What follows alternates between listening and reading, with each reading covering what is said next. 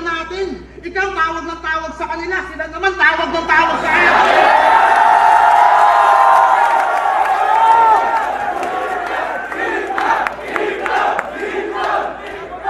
Yo, what's up? Magandang umaga, kagigising ko lang at syempre bibili muna tayo ng almusal dahil mamaya mapapalaban tayo ng gusto dahil hindi basta-basta yung kalaban natin na si GL. Yun, bili muna ako ng almusal, pagbalik practice, then tulog ulit.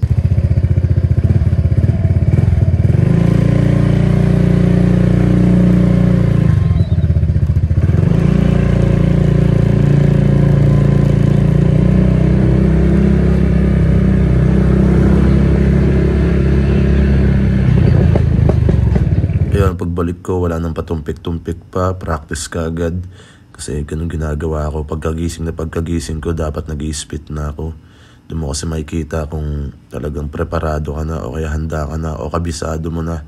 Pero may papasilip ako sa inyo ng mga lines natin. Okay, maingay ha?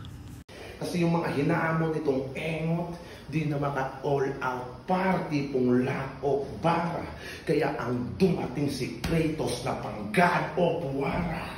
Marami yung nagsabi sa akin, ako daw ay alanganin, hindi ko kayang sumabay sa iyo. Ops, hanggang dyan lang muna tayo. Bawal natin i-spoil lahat.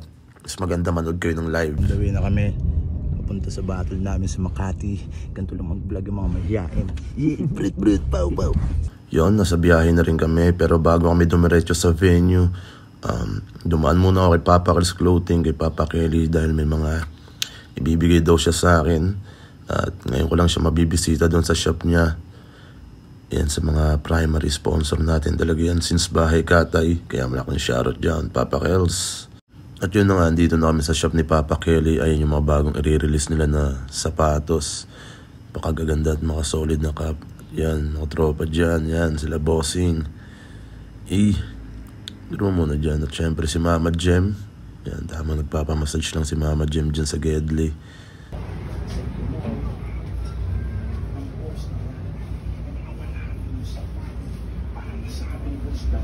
Yon, tumambay muna kami dito sa coffee shop ng kapatid ni Papa Kel's. At tamang practice pa rin ako dito.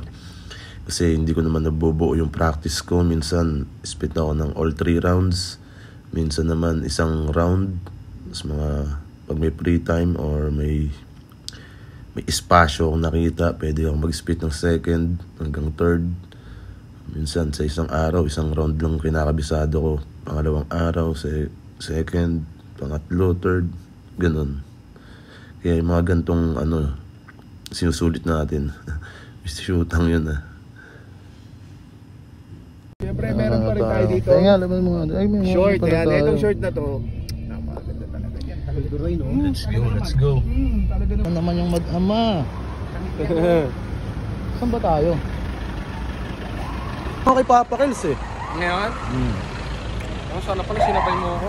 Yung binigyan ko sapatos. Sino? Papa Kel's. Ano? Oo. So yan, dito namin sa venue. Papasok na lang kami sa entrance ng flip top. Nagkasalubong pa kami ni Pistolero, ang isa buhay champion, ang pinakamalupit sa lahat ng bigkasan. Yan. May laban na nagaganap sa loob kasi wala na mga tao sa labas. Yan, mga tropa pits dyan.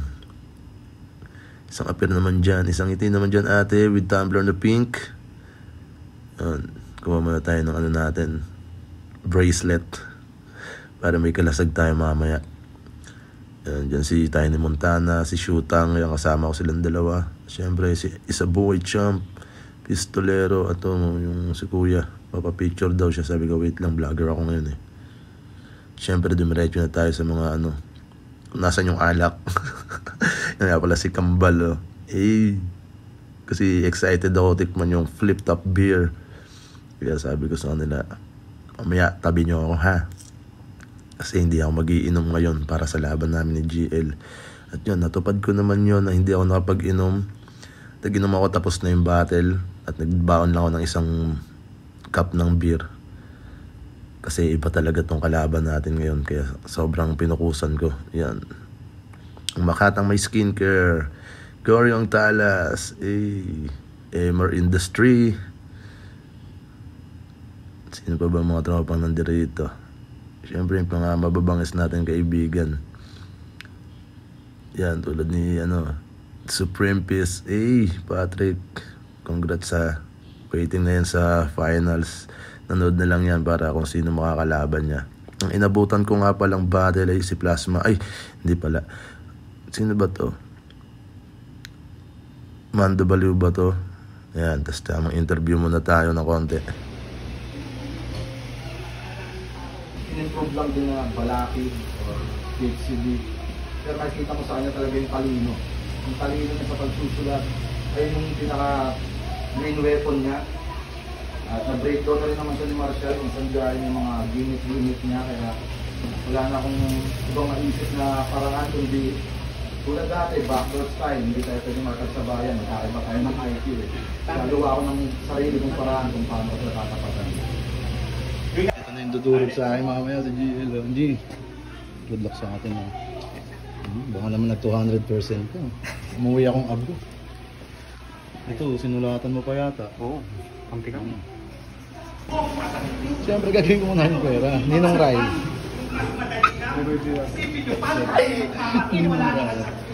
Mirinig ka dun. Sinong nandun? Wala sila GL. Yung gago.